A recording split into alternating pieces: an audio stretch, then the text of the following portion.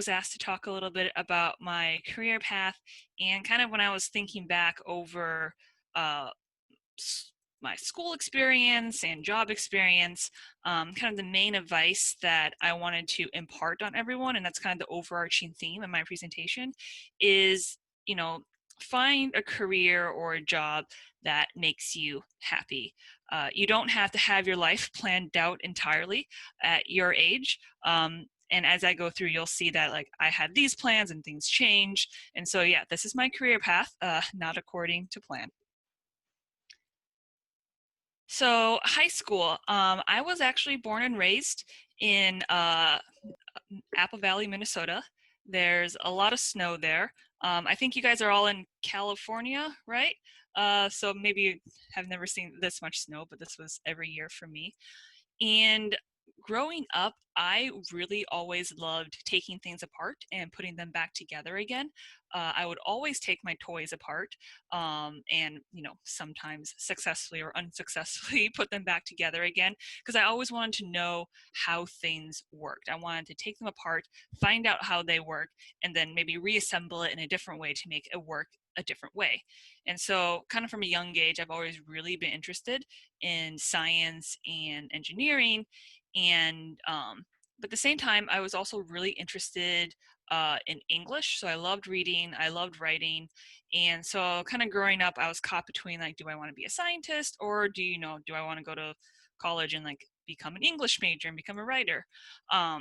And kind of the deciding factor for me was when I was in 10th grade and I took honors biology and we got to dissect fetal pigs. And, most of my classmates found this like super gross and everything, but I was just so into it. I loved kind of seeing all these different organs and different skeletal systems and all that, like stuff that you saw in a textbook, but in real life. And it was that I remember specifically, it was this moment I decided, oh, I really, really, really love biology and I want to learn more and I want to kind of figure out like how life works and everything and see like how I can contribute to society through learning about biology.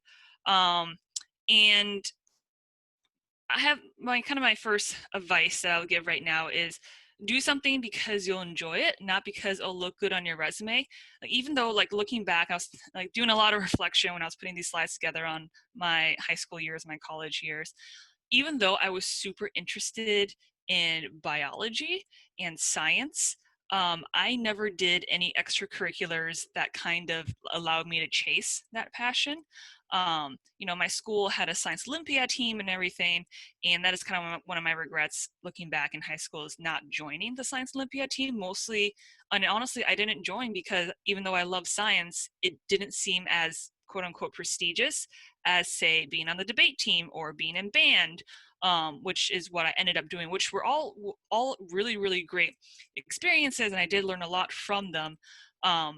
But that's kind of one of my regrets from high school is not chasing down this passion of science further by joining the science Olympiad team. And so that's kind of the first advice I would give you is don't just do things because it like you're just trying to pad out your resume or make it look good. Do something because you enjoy it. If you're kind of an overarching theme going out through this presentation, like if you're going to be doing something like a career for the rest of your life, you want it to be something that you actually love doing, or else you're going to be really unhappy. So that was high school for me. Finding out that I really loved biology, and then came time to start applying to colleges. And let's see. All right. So when I applied to colleges, I applied early action to Stanford. That was my first choice school. And all the schools I applied to, I was applying as a bioengineer major or a biomedical engineering major. It combined my love for biology as well as my love for, taking things apart and putting them back together again, which is what engineering is. And, I thought it would be something that I really would like to study. Fortunately, Stanford didn't want me. Uh, so I remember being super devastated when I got the early action results back. I don't think I ate anything that entire weekend. And I thought my life was over. And I'm laughing telling that story now because it seems so ridiculous to me, more than a decade after the fact. And so, after Stanford rejected me, I started panic applying to all the schools. I think I ended up applying to way too many, although I've been told that, so I applied to 10 schools in total, which when I was in high school, that was an insane amount. Most people in my class only applied to 2, maybe 3 schools. I have heard things are different now. I've been hearing that you poor high school kids these days have to apply to like 30 schools each or something ridiculous like that. So I don't know. So when I was applying to college, applying to 10 schools was kind of ridiculous. And because I was kind of panic applying after getting rejected by Stanford, um, I didn't really look into the schools beyond just being like, oh, I've heard that school. I know it's a good school because it's, a famous name or it's got high rankings. And so kind of the advice I would give you in terms of applying to college, which you guys might be thinking about right now, don't apply to a school just because it sounds good. Apply to it because it has the academic programs you want, right? So I was interested in biomedical engineering, so I should have made sure that all the schools had that program and had a strong curriculum in that program. Make sure the schools has all the opportunities that you want to pursue. For example, if you want to study abroad while in college, you want to make sure that the programs at the school you end up with can support you in that, and you want to make sure it has the lifestyle you want, right? What kind of weather do you want to put up with? Do you want to go somewhere that has a lot of snow? Do you want to go somewhere that's sunny? You want to see like what the dorms look like. And I know it sounds pretty trivial talking about things like that, but you are going to be living here for the next 4 years. Like, this stuff is not trivial. You do want to take that into account as well. And as when you're trying to look into schools and everything, a really great way is just to reach out and talk to either current students or students who have gone to that university, and not just those students they send you, who are like sent to you, who are like leading the tour groups, because those are the super happy students that are going to tell you everything is great no matter what. You want to talk to students that are not part of that as well, just to kind of get a full sense. Like, one question I always advise people asking is ask the students like, okay, what other schools did you apply to, and why did you turn down those other schools to come here? And ask them if they're happy and like what things they would change.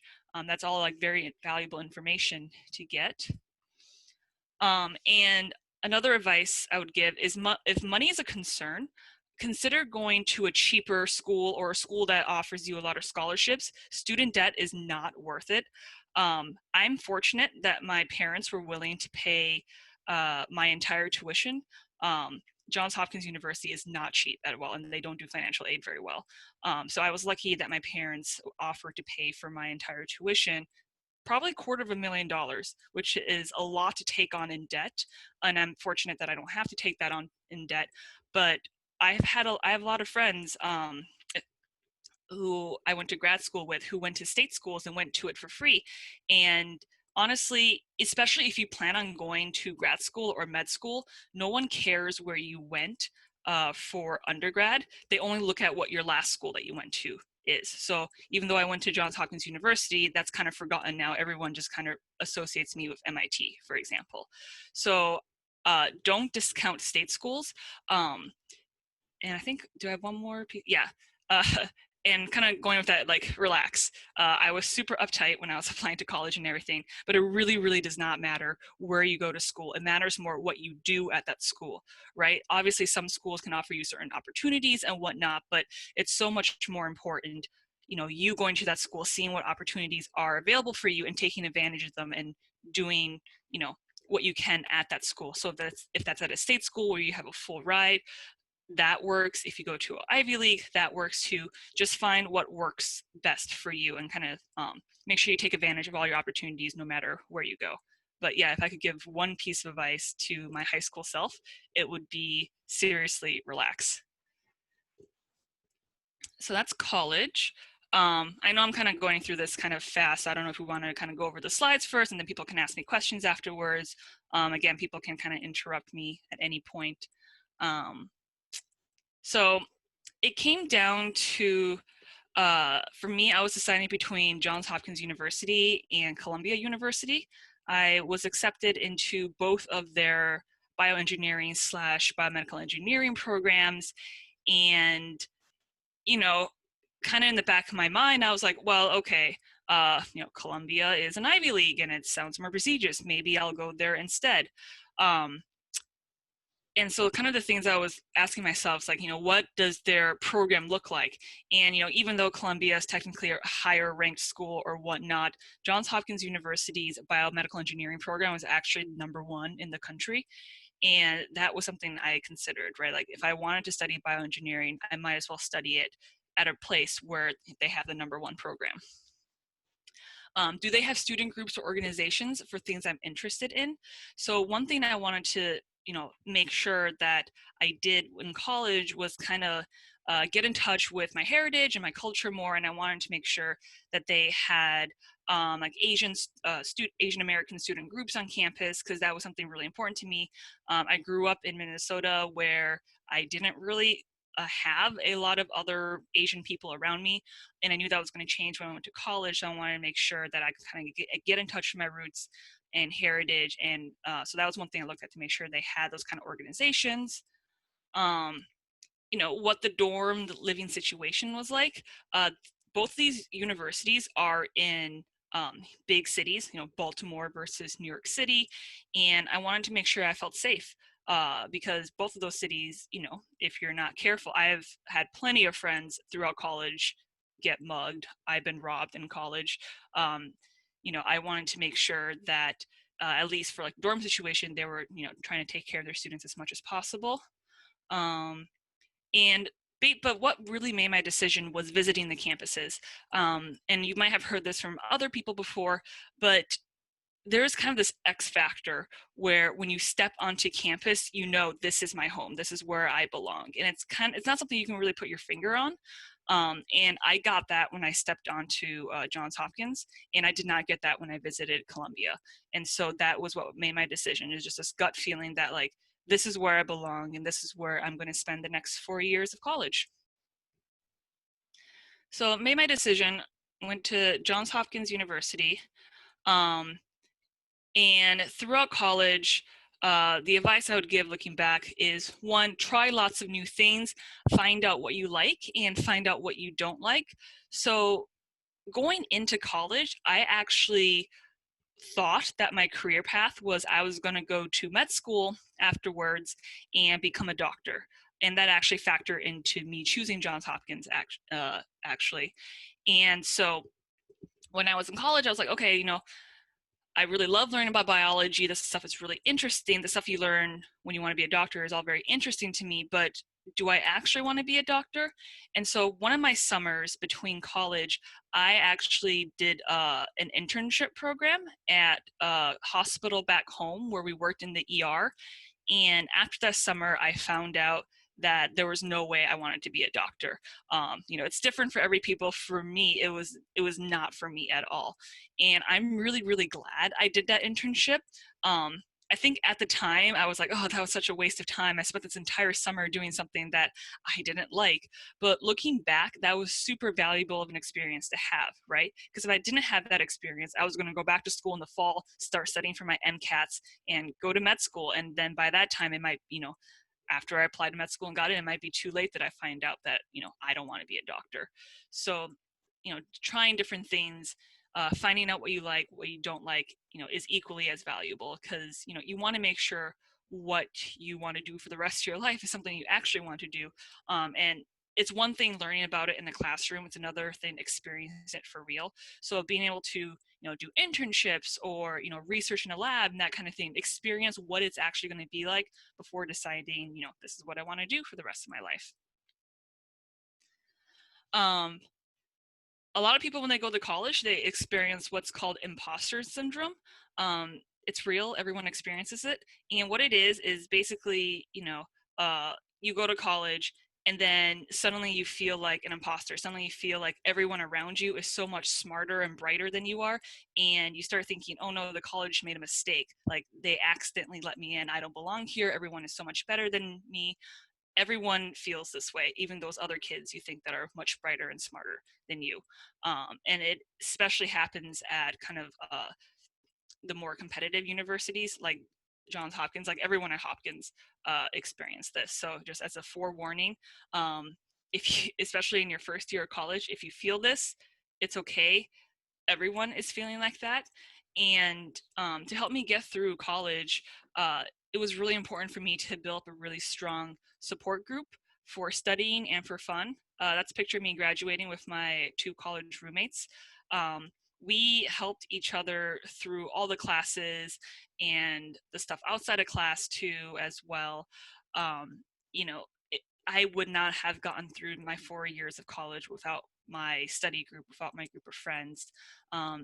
You hear some schools can be super competitive and people are really cutthroat, but in reality, everyone's just trying to get by and, banding together and just like really helping each other study, helping each other do homework, that kind of thing. And that's how I ended up learning so well, is because I was learning with other people and we were kind of, you know, quizzing each other back and forth and that kind of thing. And yeah, I would not have gone through college without my support system. And seek out opportunities that would broaden your horizons. So things like studying abroad. I did a lot of independent research in the lab, and that's how I found out I love doing laboratory research. One regret I do have is not studying abroad. I love traveling and going to different countries, and I've done a lot of that since graduating. But I would have loved to spend a semester abroad somewhere else, just to like live in a different country, experience a different culture. And even though there were programs in place at Hopkins, I never took advantage of that. So that is kind of like one of my regrets looking back in college. If you can study abroad, I don't know if that's a thing anymore right now, but hopefully this pandemic ends and you guys can study abroad in college. I would highly recommend it. I did get to go to the Galapagos for 2 weeks. So that was kind of what I did instead of studying abroad. I did evolutionary biology there. So that was really, really fun. And I wish I could have done that for like the entire semester versus just 2 weeks. All right, so I graduated. I have my bachelor's. Now what? So after I graduated, instead of going right back to grad school, I actually moved to San Francisco and took a job at Genentech. Genentech is a biotech pharmaceutical company out in South San Francisco. They make a lot of medicines and drugs, especially for cancers. And I was a process engineer at Genentech, and my job was developing therapeutic antibodies, doing R&D for therapeutic antibody research. That red thing right there is an antibody. Every time that we released a new drug, we would throw a giant party. And yeah, so that was me at one of the parties. They had these little stuffed animal antibodies that we could take pictures with. That was a lot of fun. I did this job for 2 years, and it was really great because back in college when I was doing research in the lab, it was very academic. So doing research at a university is more focused about finding out how things work. Whereas when you work in industry or work at a company, your research is more focused towards developing a product. It was very interesting kind of being able to compare the two. I really enjoyed my 2 years when I was at Genentech. I met a lot of people. I had a lot of fun. And I, got to see how drug development worked in the company, right? You kind of learn about it theoretically in school and whatnot in your classes, but then actually getting able to see how this whole process came together at a company was really, really fascinating. My position in particular was a special rotation program they had where over my 2 years, I spent 6 months in 4 different departments. And so I actually got a really nice snapshot of how the company works. And at the end of the 2 years, you were supposed to kind of decide which department fits you the best and take a permanent job in that department. But towards the end of my 2 years here, I was starting to think about grad school again.